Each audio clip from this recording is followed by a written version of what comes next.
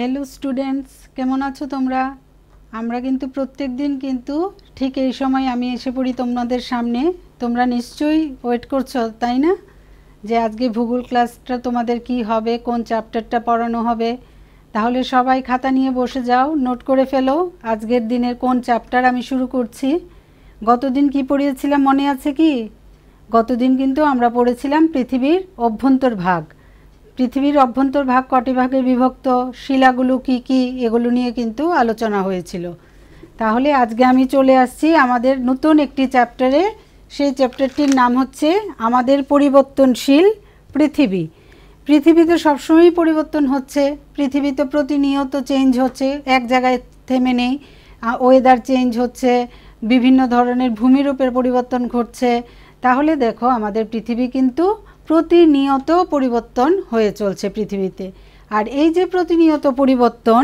এগুলোর জন্য কি দায়ী কারা দায়ী এবং কিভাবে হচ্ছে সে সম্পর্কে আজকে আমার আলোচনা তাহলে দেখো আমি সেদিন পড়িয়েছিলাম তোমাদের হয়তোবা মনে আছে এই যে এটা হচ্ছে পৃথিবী পৃথিবীর যে উপরের অংশটা যেখানে বালিকণা ধূলিকণা শিলা থাকে এটাকে আমরা কি বলি ভূত্বক বা শিলামণ্ডল বা অশ্বমণ্ডল এই ভূত্বকের ওপর বিভিন্ন ধরনের নুড়ি বালি পাথর কাকর অনেক কিছু রয়েছে এই ভূত্বকের ঠিক নিচের অংশটা হচ্ছে আমাদের গুরুমণ্ডল এই অঞ্চলটা গুরুমণ্ডল আর একদম কেন্দ্রটা হচ্ছে আমাদের কেন্দ্রটাকে আমরা কি বলি পৃথিবীর কেন্দ্রকে এই পৃথিবীর কেন্দ্রটাকে ইংরেজিতে বলা হয় কোর এটা হচ্ছে পৃথিবীর কেন্দ্রস্থল এই কেন্দ্রস্থল কিন্তু অনেক দূর অবধি বিস্তৃত এবং এই কেন্দ্রস্থলে গলিত পদার্থ অর্থাৎ উত্তপ্ত গলিত পদার্থগুলো রয়েছে যাকে আমরা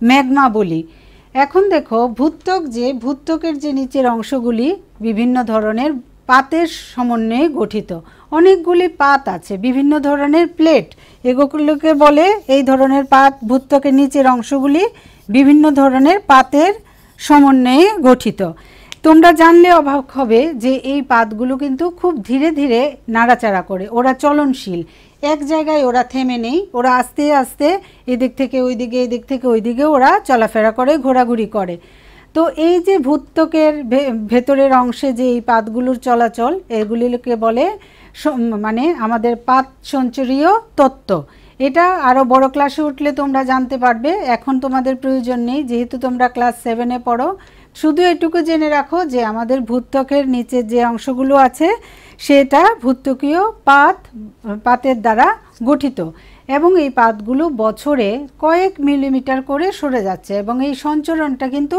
খুব ধীর গতিতে হয় এখন দেখো এই পাতগুলো যে এক জায়গা থেকে আরেক জায়গায় চলছে বা সরে যাচ্ছে তার কিন্তু কিছু কারণ রয়েছে এখন কি কারণ রয়েছে তার কারণটা হলো যে আমাদের ভূত্বকের নিচে যে কেন্দ্রস্থল পৃথিবীর অভ্যন্তরে এই যে কেন্দ্রস্থল এই কেন্দ্রস্থলে গলিত এবং উত্তপ্ত লাভা বা ম্যাগমা রয়েছে এবং এদের জন্যই এই ভূত্বকীয় পাতগুলি কি হয় স্থান পরিবর্তন করে এক স্থান থেকে অন্য স্থানে ওরা আস্তে আস্তে করে ধীরে ধীরে সরে যায় এই পাতগুলোর নড়াচড়ার ফলে কিন্তু ভূপৃষ্ঠের বিভিন্ন পরিবর্তন ঘটে ভূত্বক আমাদের ভূপৃষ্ঠ বিভিন্ন ধরনের তার পরিবর্তন ঘটছে এবং বিভিন্ন ধরনের ভূত্বকের গঠন হচ্ছে ভূমিরূপ বিভিন্ন ধরনের ভূমিরূপ আমরা দেখতে পাবো এগুলো আসছি আমি আস্তে আস্তে আলোচনায় এই পাতগুলোর নড়াচড়া কিন্তু তাদের উপর প্রযুক্ত বলের দ্বারাই সংগঠিত হয় তোমাদের আমি একটা চার্ট দেখাচ্ছি দেখো পৃথিবীর পাতের চলন এটা কি বলা হয়েছে পৃথিবীর পাতের চলন এই যে আমাদের যে ভূত্বকের যে পাতগুলি আছে ভূত্বকীয় পাত এগুলো বিভিন্ন বলের দ্বারা বল মিন্স প্রেশার ক্রিয়েট করা হয় প্রেশার ক্রিয়েট কারা করে আমাদের পৃথিবীর আভ্যন্তরে এক ধরনের বল আছে এবং উপরের দিকেও বল বা শক্তি প্রেশার যেটাকে বলছি আভ্যন্তরীণ বল এবং বাহ্যিক বল এই দুটো বলের দ্বারা পৃথিবীর পাতগুলো এক স্থান থেকে এই যে ভূত্বকীয় পাতগুলো এক স্থান থেকে অন্য স্থানে সরে যায় এই যে ভূপৃষ্ঠের উপরিতলে ক্রিয়াশীল এই বলগুলো আভ্যন্তরীণ বলের ফলে কি হচ্ছে ভূমিকম্প হয় অনেক সময় আগ্নেয়গিরির অগ্ন্যুৎপাত হয় এবং ভূমিধস আমরা দেখতে পাই এগুলো তোমাদের আলোচনা করেছি এবং এই যে আকস্মিক হঠাৎ করে কি হয় আভ্যন্তরীণ বল কি করে হঠাৎ করে আকস্মিক চলনের পাতগুলির ভূত্বকীয় পাতগুলির আকস্মিক চলন সৃষ্টি করে এই আভ্যন্তরীণ বলের দ্বারা। আভ্যন্তরীণ মানে কি? ভেতরে। এই যে পৃথিবীর ভেতরে যে শক্তিটা কাজ করছে, এখানে তো পৃথিবীর একটা প্রেশার আছে, একটা শক্তি আছে, কিন্তু সব জায়গায় কিন্তু প্রেশার থাকে, শক্তি থাকে। তো এই যে পৃথিবীর আভ্যন্তরের বলটা কি করছে, হঠাৎ করে এই ভূত্বকীয় পাতগুলির উপরে জোরে চাপ দিচ্ছে। চাপ দেওয়ার ফলে কি হচ্ছে, ওরা এক জায়গা থেকে আরেক জায়গায় সরে যাচ্ছে। ধরো তুমি এখানে দাঁড়িয়ে আছো, তোমাকে কেউ এইভাবে ধাক্কা দিল, তাহলে তুমি কি দেখতে পাবে?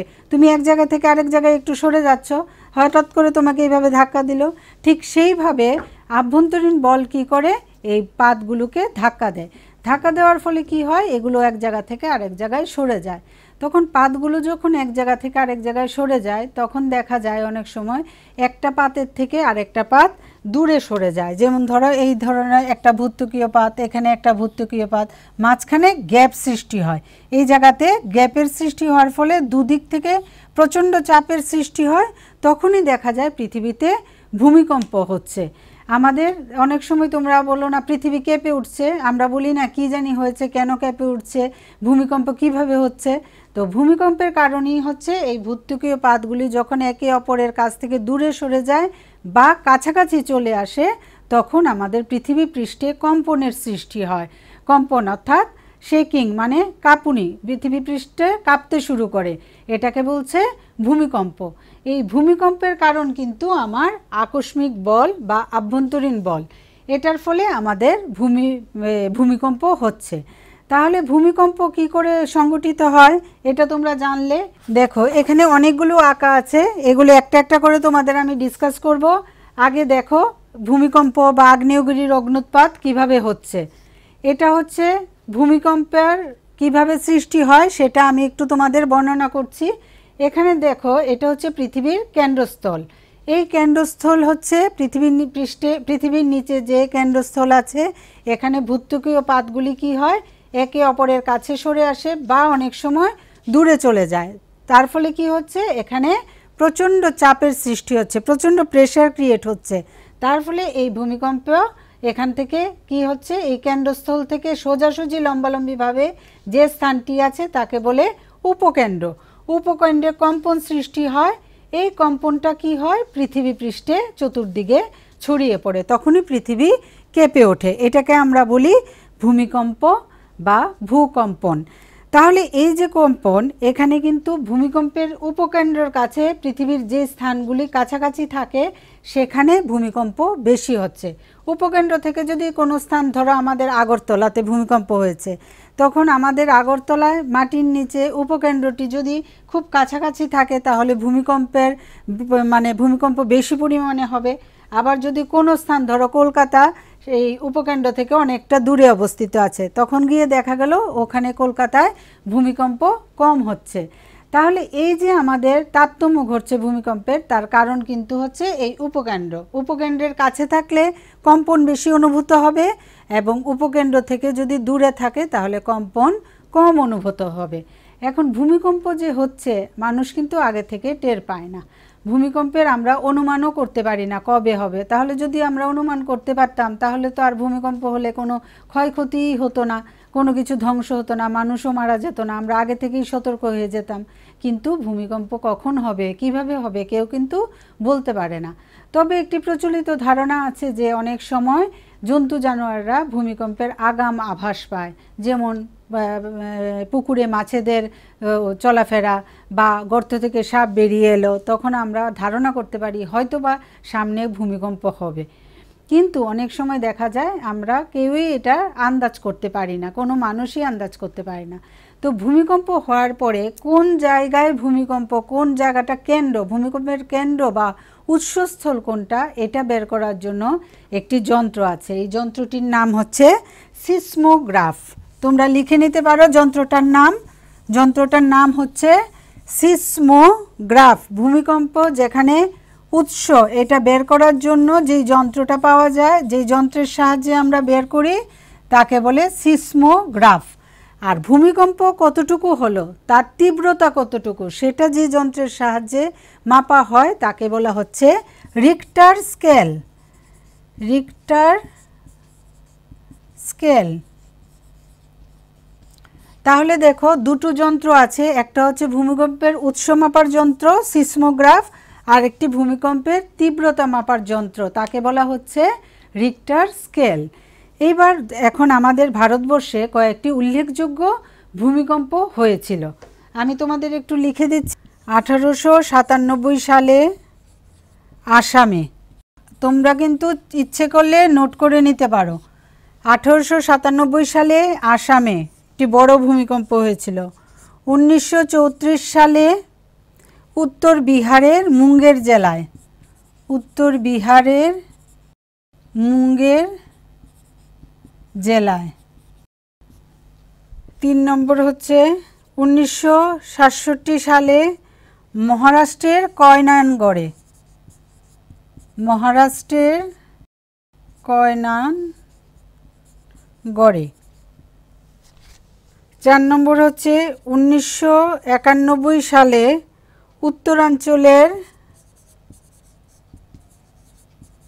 উত্তরাঞ্চলের চামোলি এবং উত্তর কাশী জেলায়, উত্তর কাশী জেলায়। 5 নম্বর হচ্ছে 1993 সালে মহারাষ্ট্রের লাতুরে, মহারাষ্ট্রের লাতুর অঞ্চলে। তাহলে দেখো, এবং 2001 সালে দেখতে পাচ্ছ তোমরা, 2001 সালে গুজরাটের কচ্ছ জেলায়। এগুলি হচ্ছে বিশেষ ভূমিকম্পের সন, গুজরাটের কচ্ছ জেলায়। তাহলে দেখো আমাদের ভূমিকম্প বিশেষ বিশেষ সালে যে আমাদের মানে খুব বড় ভূমিকম্প হয়েছিল, এই সালগুলি আমি তোমাদের লিখে দিয়েছি।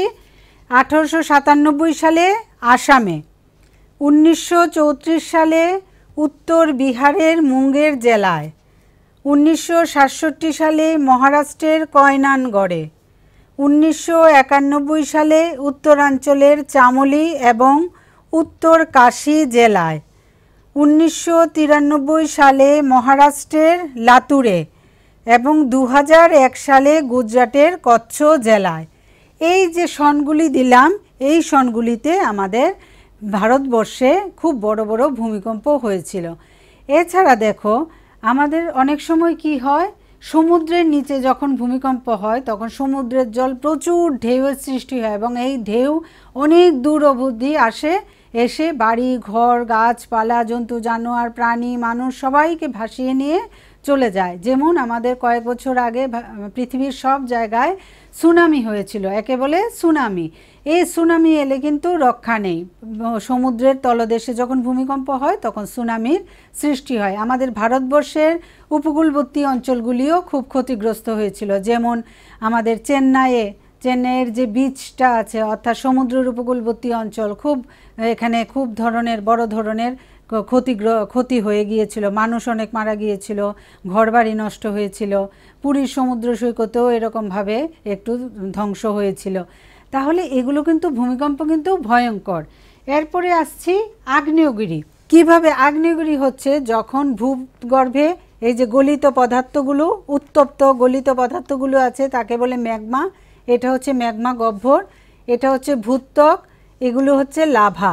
এখন যদি ভূত্বকে কোনো ফাটল থাকে বা তার যদি কোনো পাহাড়ে এরকম মুখ থাকে অর্থাৎ ভাঙ্গা অংশ থাকে, সেটা দিয়ে ভূগর্ভের গলিত লাভা বা ম্যাগমা এভাবে ফাটল দিয়ে জ্বালামুখ দিয়ে বেরিয়ে আসে। এইভাবে যে তোমার এই গলিত উত্তপ্ত লাভাগুলোকে বেরিয়ে আসছে, এগুলোকে বলে আগ্নেয়গিরির অগ্ন্যুৎপাত।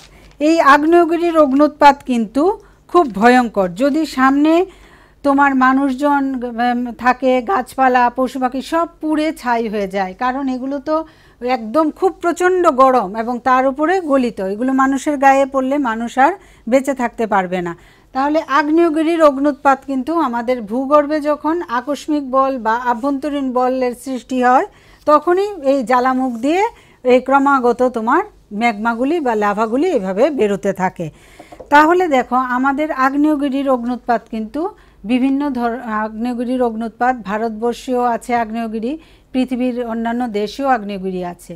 তো আগ্নেয়গিরি কিন্তু তিন রকমভাবে থাকে। একটা হচ্ছে জীবন্ত আগ্নেয়গিরি, আর একটা হচ্ছে সুপ্ত আগ্নেয়গিরি, আর একটা হচ্ছে ঘুমন্ত আগ্নেয়গিরি। জীবন্ত আগ্নেয়গিরিগুলি থেকে সব সময় তোমার অগ্নুৎপাত হচ্ছে, আর ঘুমন্ত আগ্নেয়গিরি এগুলো আগে অগ্নুৎপাত হয়েছিল, আর হবে না।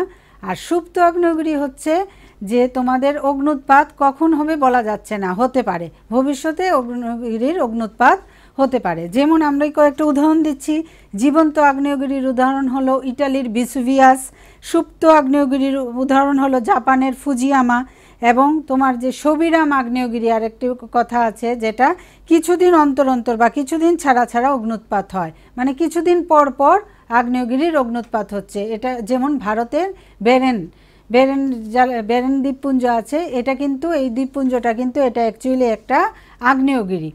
তাহলে এই যে আগ্নেয়গিরির অগ্নুৎপাত হচ্ছে, এই আগ্নেয়গিরির অগ্নুৎপাতও কিন্তু আমাদের আভ্যন্তরীণ বলের ফলে হচ্ছে।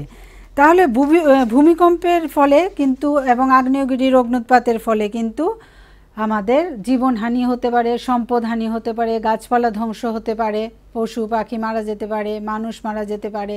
তাহলে এগুলো কিন্তু ধ্বংসাত্মক প্রক্রিয়া এই পরিলক্ষিত হয়। এখন এগুলো তো গেল আমাদের পৃথিবীর আভ্যন্তরীণ বলের ফলে।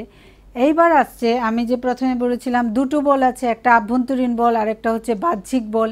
বাহ্যিক বলের ফলে কিন্তু, বাহ্যিক মিন্স বাইরের বলের ফলে কিন্তু নানা ধরনের ভূমিরূপ গঠিত হতে পারে।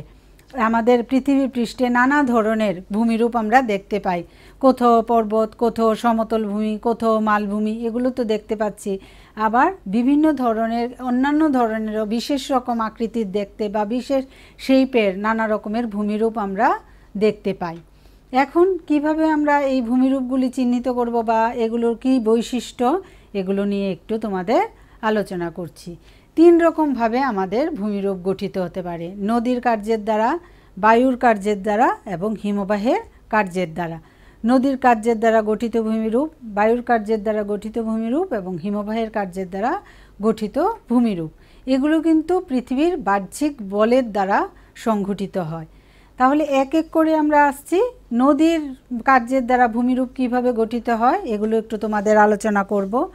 নদী তিন রকমভাবে কাজ করে: ক্ষয়, বহন এবং সঞ্চয়।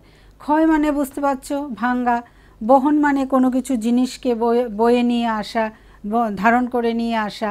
এবং সঞ্চয় মানে কোনো জিনিসকে জমানো। তো নদী কোন জিনিস আনবে? নদী তো ভেঙে আনবে মাটি, পাহাড় থেকে নদীর সৃষ্টি হয় যেহেতু, সেহেতু পাহাড় থেকে যখন নদী নিচের দিকে নামে তখন নদী কী করে? পাহাড়কে ভেঙে ভেঙে অগ্রসর হয়। এবং সমতল ভূমিতে যখন নদী প্রবেশ করে তখন নদী কী করে? অনেক কিছু বহন করে।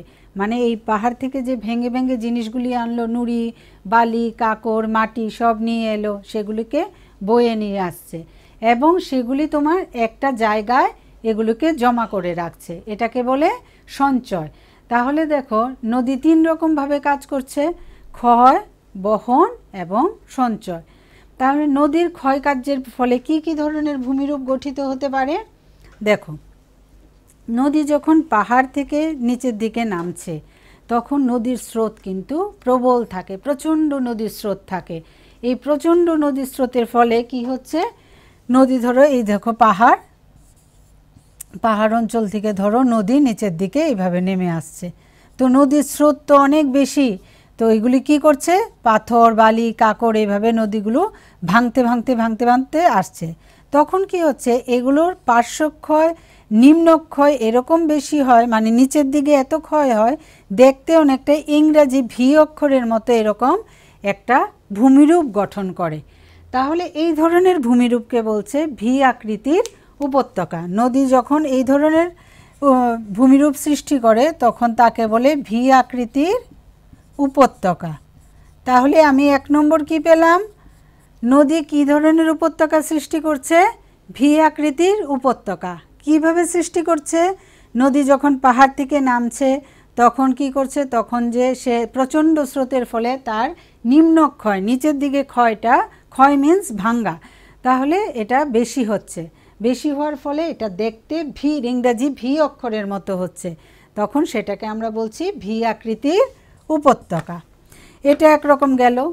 এবার আসছি আমি আবার যখন নদী যখন আবার পাহাড়ের উপর থেকে নামছে তখন নদীর গতিপথে, এই দেখো এখানে আমি এঁকে এনেছি, নদীর গতিপথে কঠিন শিলা এবং নরম শিলা পরপর সাজানো আছে মাটির মধ্যে। তো নদী এইভাবে উপর থেকে নিচের দিকে নামছে, এইভাবে নামছে। তো নদী যখন নামছে নিচের দিকে কঠিন শিলাগুলি কম ক্ষয় পাচ্ছে আর নরম শিলাগুলি বেশি ক্ষয় পাচ্ছে। তাহলে কি দেখা যাচ্ছে, এই কিছু শিলা এরকমভাবে বেরিয়ে আছে আর কিছু শিলা এরকমভাবে ঢুকে আছে। তো নদী যখন উপর থেকে নিচে হঠাৎ করে এটা নদীর স্রোতটা হঠাৎ বেড়ে যায় এবং হঠাৎ করে নিচের দিকে সে গড়িয়ে পড়ে, তখন এটাকে বলে জলপ্রপাত। নদীর এই হঠাৎ নিচের দিকে নেমে আসাকে বলছে জলপ্রপাত। দেখো এই পাহাড়ের গায়ে, এটা পাহাড়, এই পাহাড়ে কঠিন শিলা এবং নরম শিলা পরপর আছে, কঠিন শিলা নরম শিলা। তো নদী নামছে, নদী নিচের দিকে এইভাবে ভেঙে ভেঙে নামছে, তখন কি হচ্ছে, নরম শিলাটা বেশি ক্ষয় পাচ্ছে আর কঠিন শিলাটা এভাবে বেরিয়ে আছে। তার নরম শিলা ক্ষয় পেয়ে ভেতরে ঢুকে যাচ্ছে আর কঠিন শিলা বেরিয়ে আছে, তখন নদী চট করে এইভাবে নিচের দিকে জোরে প্রবল স্রোতে নিচের দিকে নেমে আসে, এটাকে বলে জলপ্রপাত। তাহলে নদীর সৃষ্ট আরেকটা ভূমিরূপ কি, জলপ্রপাত। নদী, তাহলে নদীর কাজটা কি হচ্ছে, আরেকটা কাজ হচ্ছে জলপ্রপাত সৃষ্টি করা, 2 নম্বর।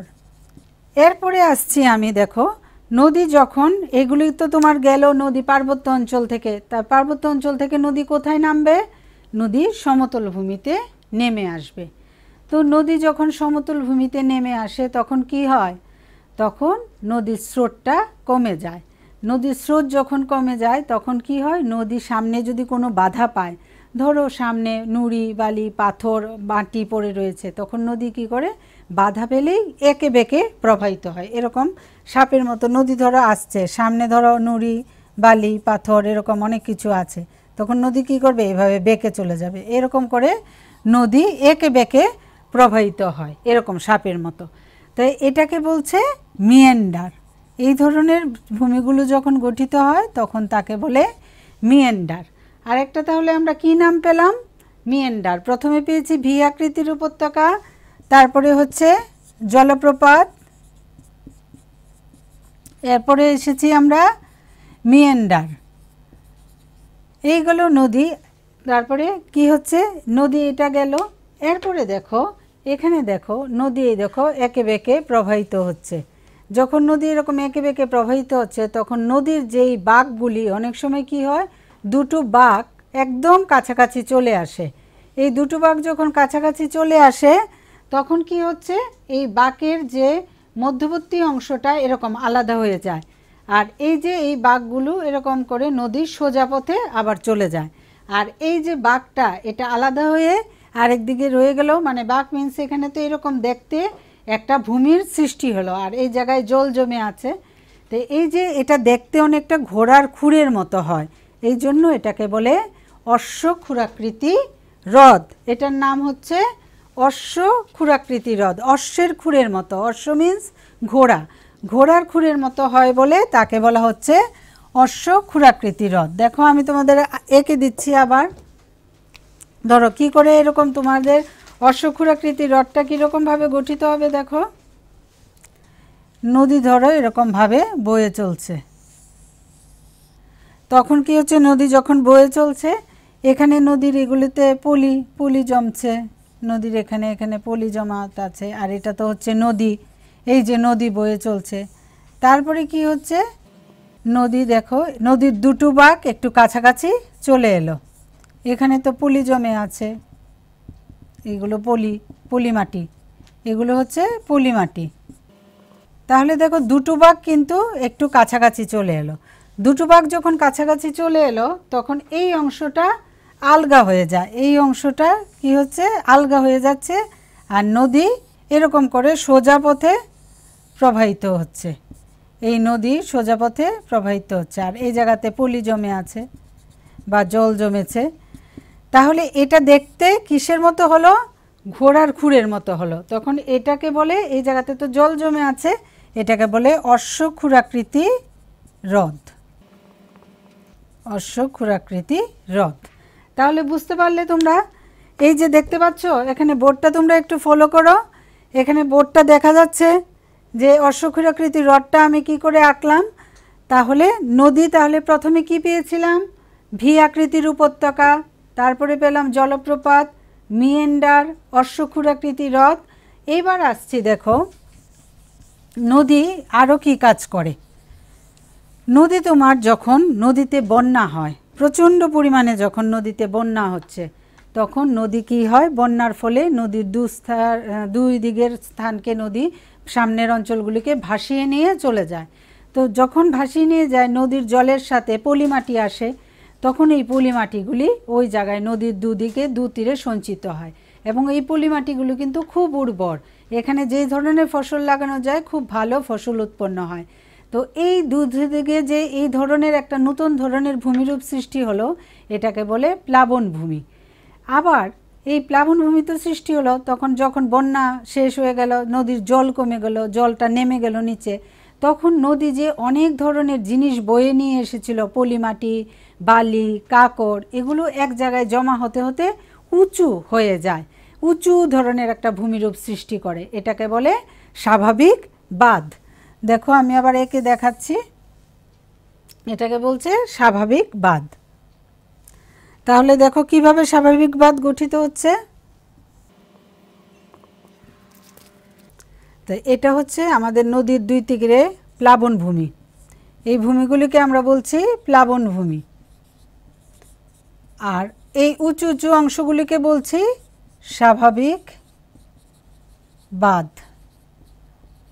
আর এই তো নদী, তাহলে দেখো নদীর দুপারে কি করলো, নদী অনেক বালি টালি পলি নিয়ে এলো, জমা হলো, জমা হওয়ার ফলে নতুন একটা ভূমিরূপ গঠিত হলো, এটাকে বলছি প্লাবন ভূমি।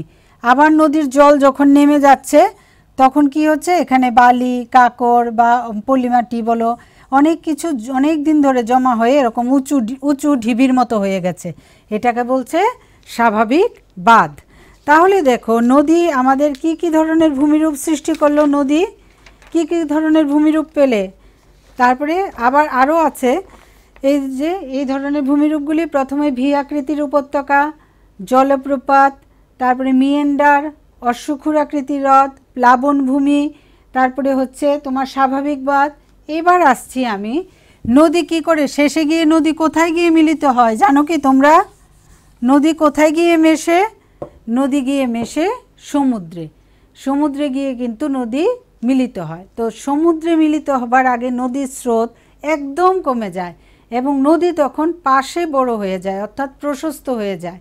নদী যখন পাশে বড় হয়ে যায়, নদীর স্রোত যখন কমে যায়, তখন কি করে, নদী এই মোহনাতে, মানে সমুদ্রে মিলিত হওয়ার আগের অংশটাকে বলে মোহনা, এই মোহনাতে নদী যা বহন করে নিয়ে আসছে, মাটি ভেঙে নিয়ে আসছে, নদীর সাথে অনেক নুড়ি বালি পাথর আসছে, এগুলো একটা জায়গায় নদী সমুদ্রের আগে এগুলোকে সঞ্চিত করে। তো সঞ্চিত করার ফলে কি হচ্ছে, এখানে দেখো এই চিত্রটা দেখো তোমরা, এখানে নদী চতুর্দিকে, নদীতে তখন নদীর তো তোমার গতি কমে যায়, তার প্রবলতা কমে যায়, তখন এই প্রধান নদী থেকে অনেকগুলি আবার ছোট ছোট উপনদী শাখা নদী বের হয়। তো উপনদী শাখা নদীগুলোর সামনে আবার ব আকারে এক ধরনের এই পলিমাটিগুলো জমে বর মতো দেখতে, বাংলা বর মতো দেখতে ভূমিরূপ গঠিত হয়। এই জন্য এই ধরনের ভূমিরূপকে বলে বদ্বীপ বা ডেল্টা, ইংরেজিতে বলে ডেল্টা, ডেল্টা, আর বাংলাতে বলছে বদ্বীপ। তাহলে আমাদের আসামে যে ব্রহ্মপুত্র নদ আছে, ব্রহ্মপুত্র নদের সামনে বিশ্বের সবচেয়ে বৃহত্তম বদ্বীপ মাজুলী বদ্বীপ গঠিত হয়েছে, এটা একটা উদাহরণ। তাহলে আমাদের নদীর কাজ সম্পর্কে তোমাদের একটা ধারণা হলো যে নদী কি কি ধরনের কাজ করে। নদী 3 ধরনের কাজ করে, কি কি? ক্ষয়, বহন এবং সঞ্চয়। নদী এইভাবে 3 ধরনের কাজ করে। 3 ধরনের কাজের ফলে নদীর বিভিন্ন ধরনের ভূমিরূপ গঠিত হয়, ভি আকৃতির উপত্যকা, জলপ্রপাত। আমি বারবার কিন্তু রিপিট করছি। রিপিট করার কারণ হচ্ছে তোমরা যদি না বুঝে থাকো, আমার কথাটা যদি তোমাদের বুঝতে অসুবিধা হয়, তাহলে কিন্তু আমি আবার তোমাদের বলে দিচ্ছি।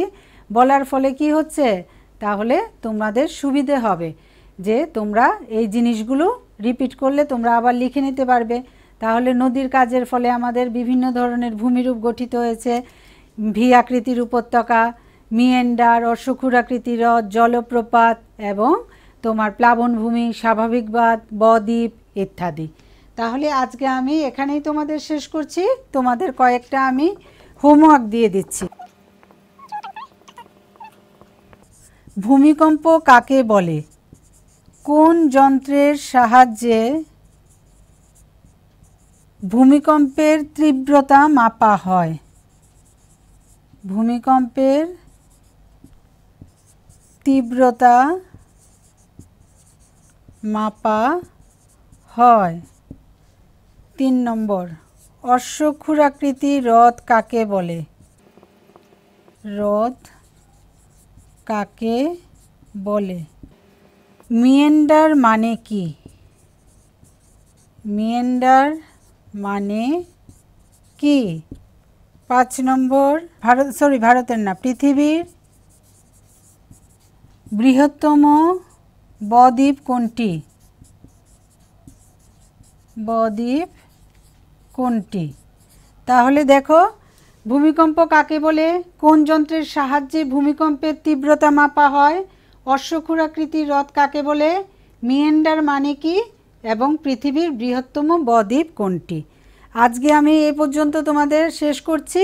নেক্সট ক্লাসে আবার তোমাদের সাথে দেখা হবে।